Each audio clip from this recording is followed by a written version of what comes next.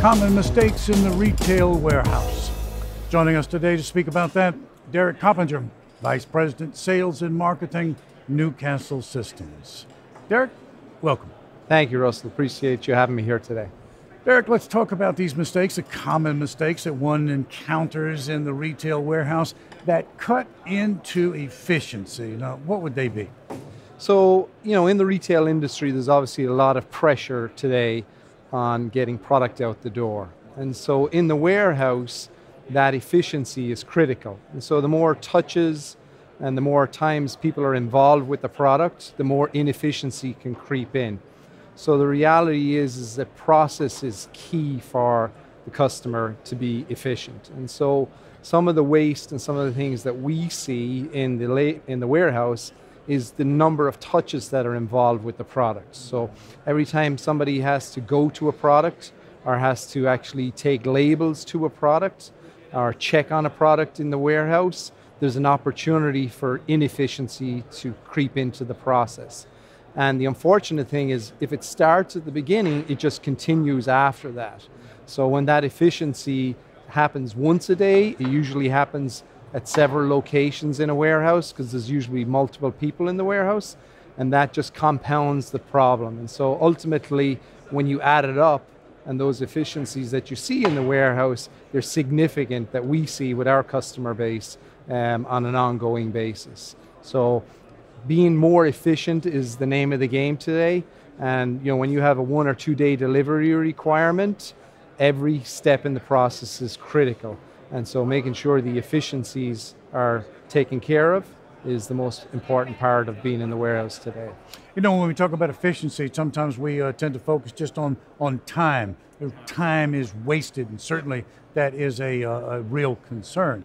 But there's also accuracy problems. There are any number of errors that take place because of these wasted motion that's taking place in the warehouse, wouldn't you say? Walk us through that. Tell us what we might expect, because of that wasted motion. What would you say? So a couple of examples are always good to go to, Russell. We see examples constantly with our customers, and they come up with examples that we don't even think of. Certainly when you're labeling, that's one of the big areas for accuracy. Most warehouses today operate from a system where they have an office, and they take the labels, they print out batches, they take those batches of labels, and then they move to the receiving dock or down along the aisles in the warehouse. And when they do that, there's an opportunity for mistakes. And so what happens is they'll take the labels, they'll come to a pallet, and they'll put the labels on the pallet, but it's human error. People will consistently put the wrong labels on the wrong product, and that has a knock-on effect that goes down the supply chain. The wrong product ends up at the wrong house or the wrong retail store, and that can be expensive for a lot of people. We've had one customer who purely came to purchase our product from us because they said the number of inaccuracies in their labeling was so dramatic and they couldn't get a hold of their inventory management properly.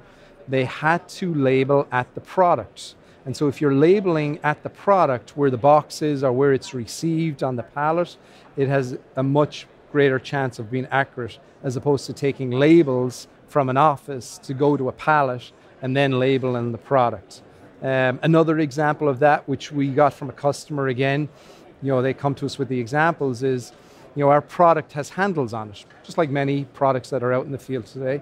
And our handles were on the back of the product. So you push our mobile powered workstations and the handles were on the back. They asked us to move the handles to the front. And we asked, why does it make a difference? And they had calculated the wasted motion themselves of the 2 or 3 seconds walking from the back to the front was so significant. When you multiply it by the number of operators they had doing this, it had significant dollar impact. So they said, please move our handles on our workstations to the front from the back so they don't have to walk around the back to move the mobile workstation. They can move it from where they are. So simple examples of wasted motion that have significant impact from a dollar and cents standpoint. Here's a question. If we're talking about wasted motion, if we're talking about non-value add activities, et cetera, just how common is this? So, wasted motion is a common practice in a lot of industries, such as the aerospace and the automotive industry. I don't think it's been as common in the warehouse industry over the last number of years.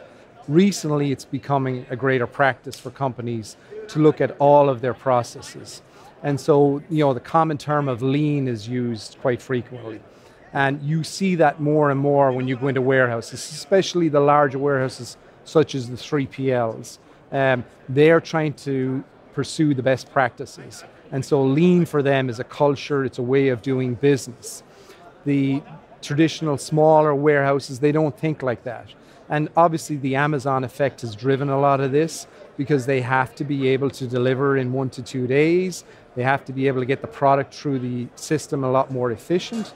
And so lean practices have really played a big role in the last couple of years in the warehouses, which wasn't seen before and has come really from the aerospace and automotive industry. So it's had a significant impact by following these lean practices, which we do ourselves at our own organization. Well, so following lean then, or implementing a lean initiative in your organization could very well lead to a solution of that problem. Yep. Just a further question is, how do you initially identify that you have these problems, and then from that point, is there another solution that we might discuss? Yes, so in a lot of cases, we find that the customer doesn't even know they have the problem until you've pointed out to them. And I use our own product as an example quite easily. We had a customer who was just recently visited at their warehouse a couple of months ago. And I asked them why did they purchase our product, and they had purchased a number of units. And what they discovered is by doing a demonstration, by taking the product in the mobile workstation, they took their receiving process from 24 hours down to 8 hours. But it had to be proven to them. They didn't even realize they had the issue in the first place. Now, we had spoken to them many times. We talked about lean and using the processes and practices of lean to do that, but until it physically was in front of them, they didn't even realize they had the issue or the challenge.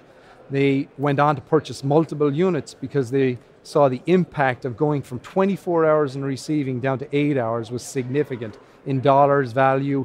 People can be used in other value-added areas, and so being able to identify is not always something that's right in front of them. Certainly the lean practices and the systems that you use in lean help you to do that.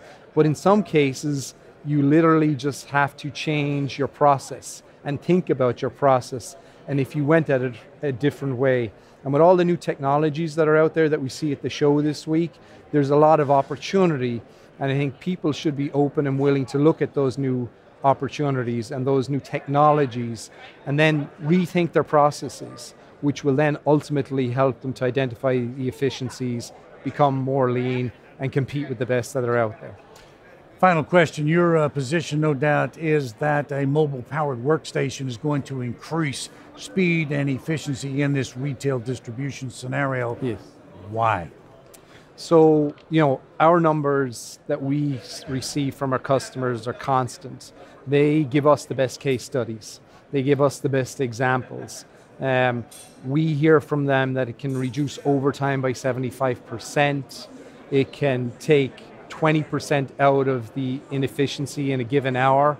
And so if you're taking on average 20% out of an hourly rate for an employee to make them more efficient or have them do more value-added processes, and you multiply that by the number of employees, you multiply it by the number of facilities, it adds up to literally millions of dollars in a given year.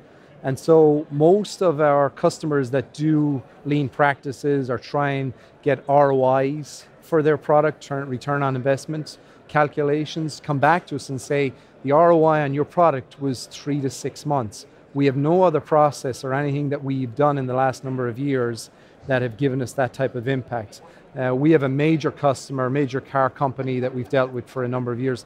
Their comment was, this is the most impactful thing we've done in our warehouses in the last 10 years. And so why do we think it's good? It's because it's taken a simple idea, and sometimes the simplest ideas are the best ideas. It's power on wheels, which has been around for hundreds of years, and making an individual mobile so they can go from the facility that they're in from place to place with their work with them. They don't have to go back to the office constantly looking for paperwork, looking for labels, looking for an ERP system. It's on the mobile powered workstation that we power, and they bring it with them and they can go wherever they need to, and they stay out on the floor all day. And that has a significant impact when you add it up by employee. Valuable, valuable information. Derek, I know you're busy here at the conference, but you found time to speak with us. Thank you so much. I appreciate all your time and the opportunity again, Russell. Thank you very much. Derek Coppinger, Newcastle Systems, speaking with us today about eliminating those non-value add activities and their wasted motion in your retail distribution facility. Thank you for watching.